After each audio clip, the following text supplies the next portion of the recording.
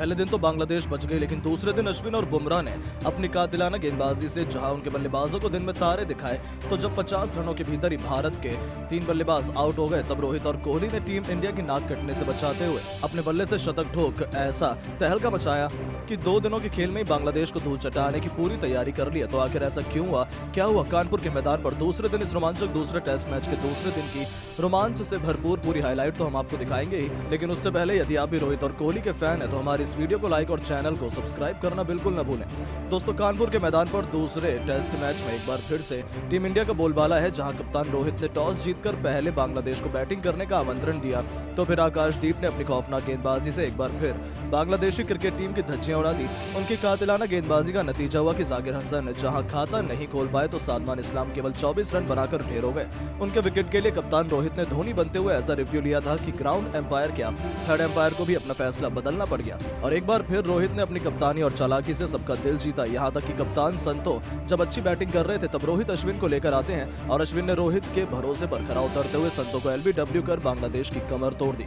मुश्किल से बांग्लादेश की टीम 35 ओवर में 102 रन 3 विकेट के नुकसान पर बना चुकी थी, लेकिन तभी मूसलाधार बारिश आती है और मैच को रोकना पड़ जाता है। यहाँ तक कि खराब मौसम के चलते यहीं पर पहले दिन का खेल खत्म कर दिया जाता है, जो काफी निराशाजनक था। लेकिन अब दूसरे दिन के खेल में टीम इंडिया को जल्द से जल्द विकेट चाहिए थे, वहीं बांग्लादेश बड़े से बड़े स्कोर तक पहुंचना चाहती थी। ऐसे में सूरज की पहली किरण के साथ जब दूसरे दिन का खेल शुरू हुआ तो मैदान में उतरते ही मोमिनुल हक और मुशफिकुर रहीम इसी मैच में थे कि अपनी टीम के स्कोर को जैसे तैसे कर करके 150 रन के पार लेकर जाया जाए। लेकिन दोस्तों, हमारे गेंदबाज तो आज तबाही मचाने के मूड में थे।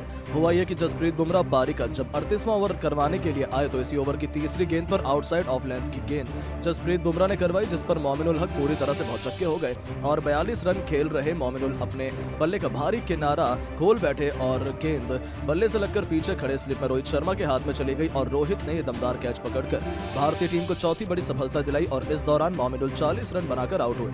अब जसप्रीत बुमराह फॉर्म में आ चुके थे, वहीं 4 बड़े विकेट बांग्लादेश की टीम ने गंवाने के बाद यह फैसला किया कि वो मैच को थोड़ा धीमे आगे बढ़ाएंगे। अब यहाँ बांग्लादेश के 2 सबसे बड़े बल्लेबाज मुशफिकुर रहीम और शाकिब अल हसन ने मिलकर साझेदारी को आगे बढ़ाना शुरू किया।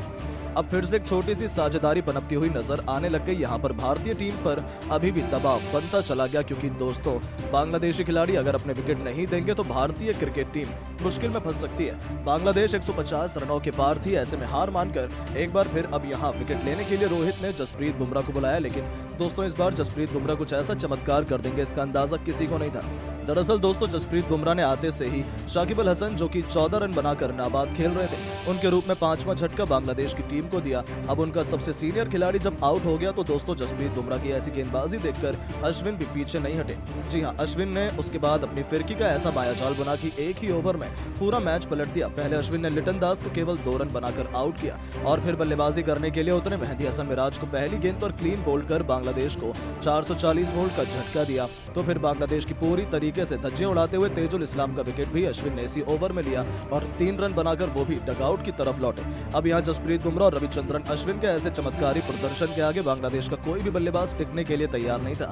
अब यहाँ बांग्लादेश की टीम ने अपने 8 विकेट बस मात्र 160 रन के कुल स्कोर पर ही गंवा दिए थे। अब भारत को जरूरत थी कि बांग्लादेश की टीम पर इस दबाव को कायम किया जाए, तो जो 2 विकेट बचे हुए हैं उनको भी गिराया जाए और ये कारनामा कर दिखाया जसप्रीत बुमराह ने, जिन्होंने आते ही लगातार 2 गेंद पर अपनी खौफनाक गेंदबाजी से ऐसा चमत्कार दिखाया कि हसन महमूद और बांग्लादेश की आखिरी उम्मीद मुशफिकुर रहीम, जो अच्छी बल्लेबाजी कर रहे थे, उन्हें क्लीन बोल्ड कर बुमराह ने पूरी की पूरी बांग्लादेश को केवल 165 रन पर ऑल आउट कर दिया था। जहां बांग्लादेश को तो भरोसा ही नहीं हुआ कि उनके साथ ये क्या हो गया, जहां भारतीय गेंदबाज खास तौर पर जसप्रीत बुमराह और अश्विन की आग उगलती हुई गेंदबाजी के सामने पूरी की पूरी बांग्लादेश तहस नहस हो गई। जहां जसप्रीत बुमराह ने टीम इंडिया को नाक कटने से बचाते हुए 4 विकेट लिए तो अश्विन को भी 4 सफलताएं हासिल हुई। 2 विकेट आकाशदीप के खाते में गए और दूसरे दिन पहले सेशन में ही बांग्लादेश को ऑल आउट कर टीम इंडिया ने पूरी तरीके से मैच में शिकंजा कस लिया था। अब बारी थी भारतीय बल्लेबाजों की इस मैदान पर जलवा दिखाने की, लेकिन टीम इंडिया के साथ कुछ ऐसा हो जाएगा कोई सोच भी नहीं सकता था। जी हां, दरअसल आपको बता दें, भारत के लिए जब पारी की शुरुआत करने के लिए रोहित शर्मा के साथ यशस्वी जायसवाल उतरे तो यहाँ पर इन दोनों बल्लेबाजों की बस यही जिम्मेदारी थी कि दूसरे सेशन तक कोई विकेट गंवाया न जाए और कम से कम 100 रन के पार स्कोर को पहुंचाए, लेकिन दोस्तों यशस्वी जायसवाल जिनका फॉर्म शानदार चल रहा है वो आज के मुकाबले में फिर से फंसते हुए नजर आए। दरअसल दोस्तों यशस्वी जायसवाल 9 रन पर खेल रहे थे और तभी हसन महमूद ने आकर यशस्वी को चलता किया। तो दोस्तों पिछले मैच में शतकवीर शुभमन गिल को भी हसन महमूद ने इसी 9वें ओवर की चौथी गेंद पर फंसा लिया और यहाँ शुभमन गिल मात्र 1 रन बनाकर ही आउट हुए। अब दोस्तों 2 बड़े विकेट गिर जाने के बाद टीम इंडिया पर दबाव बनता चला जा रहा था। अब कप्तान रोहित शर्मा तो ये बिल्कुल नहीं कर सकते थे कि इतने प्रेशर में विराट कोहली को भेजे, इसीलिए उन्होंने फैसला किया कि केएल राहुल को उतारा जाएगा। और दोस्तों अब राहुल यहाँ बल्लेबाजी के लिए उतरे, उनके पास मौका था अपने फॉर्म में वापसी करें और एक अच्छी पारी खेलें, लेकिन दोस्तों शायद राहुल की किस्मत ही खराब चल रही है। जैसे ही वो मैदान में आए वैसे ही उनका भी विकेट गिर गया, जो कि इस मुकाबले में मात्र 8 रन बनाकर आउट हुए। अब 3 बड़े विकेट भारत के गिर चुके थे और 3 बल्लेबाज ने मिलकर 31 रन जोड़ लिए थे, लेकिन एक छोर पर डटकर अभी भी रोहित शर्मा अपनी टीम के लिए ताबड़तोड़ बल्लेबाजी करने के लिए पूरी लगन से मेहनत कर रहे थे। अब टीम इंडिया पर दबाव इस कदर बन चुका था कि अब भारत का स्कोर यहां से ऐसा लग रहा था 150 रन तक ही पहुंचेगा और 10 विकेट भारत के गिर जाएंगे।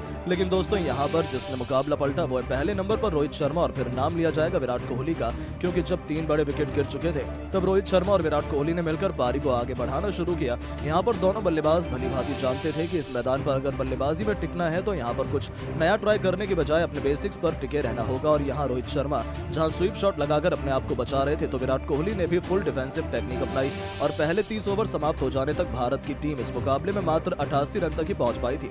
दोनों बल्लेबाज मैदान में सेट होने की पूरी कोशिश कर रहे थे। अब रोहित शर्मा और विराट कोहली पर पूरा दारोमदार था यहाँ से स्कोर को कम से कम आज के मुकाबले में 150 रन के पार लेकर जाने का, लेकिन दोस्तों शायद इरादे रोहित शर्मा और विराट कोहली के कुछ और ही थे। जैसे ही टी ब्रेक समाप्त हुआ रोहित शर्मा ने आते से ही चौके की झड़ी लगा दी, जहां रोहित शर्मा बखूबी जानते थे कि वो इस मैदान पर कुछ नया कारनामा कर सकते हैं और वो रुकने वालों में से नहीं है। जहां रोहित शर्मा ने चौकों की ऐसी बरसात कर डाली कि पूरा मुकाबला एक तरफा पलट गया। जी हां दोस्तों, हुआ यह कि इस मुकाबले में अब भारत की टीम ने जहां 3 विकेट इतने जल्दी स्पीड में गवा दिए थे, अब वहां से भारत की टीम ने 200 रन का आंकड़ा बस 50 ओवर के भीतर ही हासिल कर लिया। और यहाँ विराट कोहली का जहां अर्धशतक हो चुका था तो रोहित शर्मा ने भी अपना शतक पूरा करके ठान लिया था कि वो सेलिब्रेशन तब तक नहीं करेंगे शतक का जब तक कि वो अपनी टीम को 300-400 रन के करीब ना पहुंचा दे।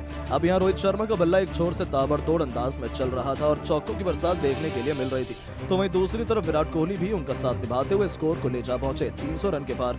अब दोस्तों विराट कोहली बिल्कुल शतक के नजदीक खड़े हुए थे और 98 रन पर खेल रहे थे, लेकिन दोस्तों तभी दूसरे दिन के खेल का अंत हो जाता है और विराट कोहली अपना शतक पूरा नहीं कर पाते हैं। हालांकि रोहित ने यह उपलब्धि बेहद ही शानदार अंदाज में हासिल की थी दोस्तों आज के इस मुकाबले में, जहां रोहित शर्मा ने अपना शतक पूरा करने के बाद नाबाद रहते हुए 122 रन बनाए। वहीं विराट का भी बल्ला आज जमकर बांग्लादेश पर टूटा और विराट ने भी इस मुश्किल पिच पर ताबड़तोड़ बल्लेबाजी करते हुए 98 रन की नाबाद पारी खेली, जिसके चलते यहाँ टीम इंडिया ने आज 344 रन बना लिए दूसरे दिन के मुकाबले में।